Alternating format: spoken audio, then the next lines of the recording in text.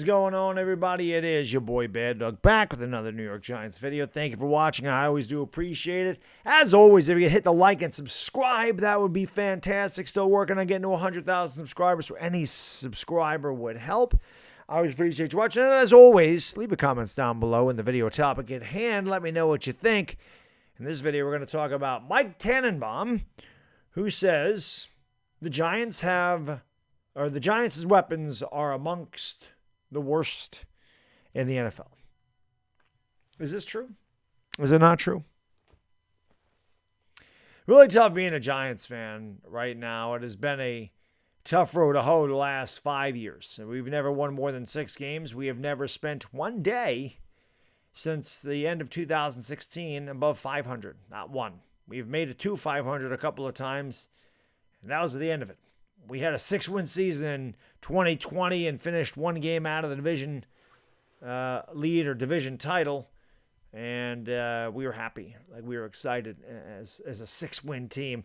It's how bad things have been here.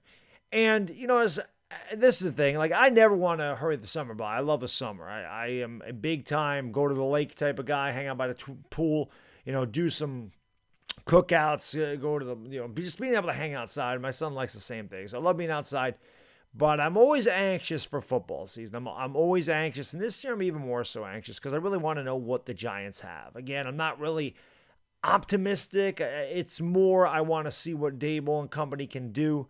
Because let's look at the Giants' weapons. I mean, think about it. Is Tannenbaum wrong here? I mean, if you think about it, our offensive line has been revamped.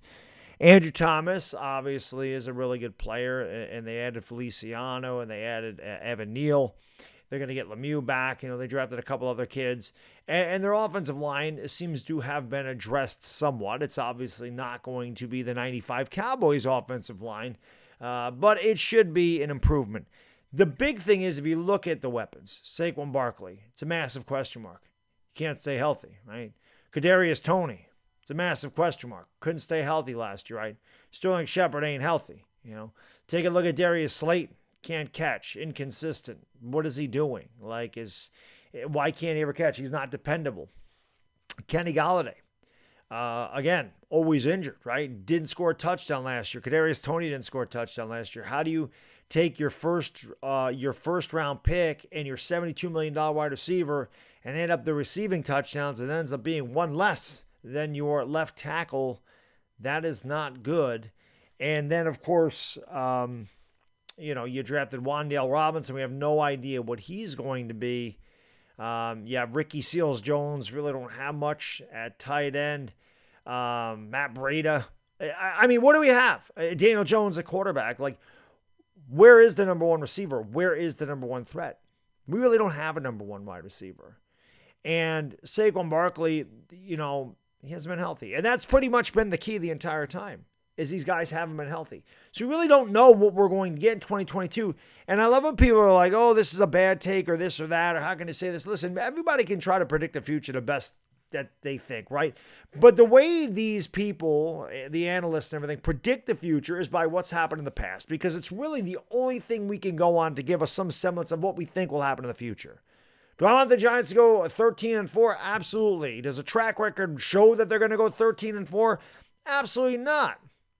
There's a reason that these guys have grades going into the year and why they make the predictions that they make. And it's really only based off of what has happened previously. And that's just the way it is. Now, it doesn't mean the Giants can't turn it around. And we saw what the Bengals did. Now, we don't have a Joe Burrow. We don't have a Jamar Chase. And we don't have a Joe Mixon even, unless Saquon Barkley can stay healthy. And again, this is the big question mark. These guys all have a track record of being injured, including our quarterback. So what is the New York Giants? Are these weapons any good when they are healthy? Or are they going to be lousy if they're healthy? Can they stay healthy? It's a big question. And to me, man, right now the Giants have to prove that they do have better weapons. They have to be able to prove Tannenbaum wrong. I'm not going to sit here and get mad at it. Our offense has been the worst in the league the last 2 years. How much of that had to do with Joe Judge? I'm sure something had to do with it.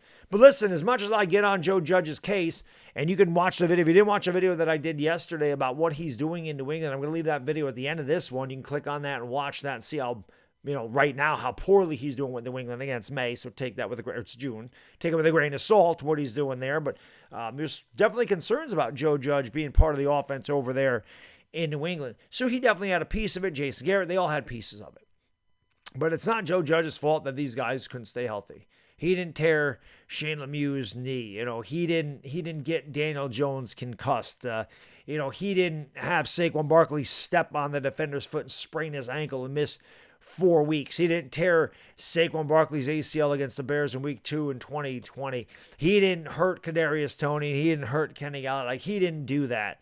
His game plan may have sucked and it may have been as conservative can be, but he didn't force these injuries. And again, Barkley dealt with injuries, Shepard dealt with injuries, and Daniel Jones dealt with injuries when Pat Shermer was here. It's just unfortunate, but that's been their track record. So if you're looking forward to this year, you're sitting there going, well, these guys are not dependable, and they haven't been dependable. That can change. Just because that happened in the past doesn't mean that they can't stay healthy in the future here. But they're definitely massive question marks. And it's definitely a concern that we don't have the weapons to have serious offensive firepower. Now, I do expect to see Daboll and Kafka get creative and try to get the ball into the hands of their playmakers, which is something I don't think Joe Judge did. Again, health will be a major factor in what they do, but getting Saquon Barkley involved in the passing game was something that really worked in 2018 when he was the Rookie of the Year, when he was the consensus Rookie of the Year, and he led the league in yards from scrimmage. It's definitely going to be beneficial for Daniel Jones. Again, the offensive line may be better, but it's going to take some time to gel. It's better to get the ball out of his hands and get it out to his back and just let him get in a rhythm and let him get rid of the ball quickly. It'll be good to get some quick slants to guys like Kadarius Toney, Wan'Dale Robinson. Again, health plays a major factor in this.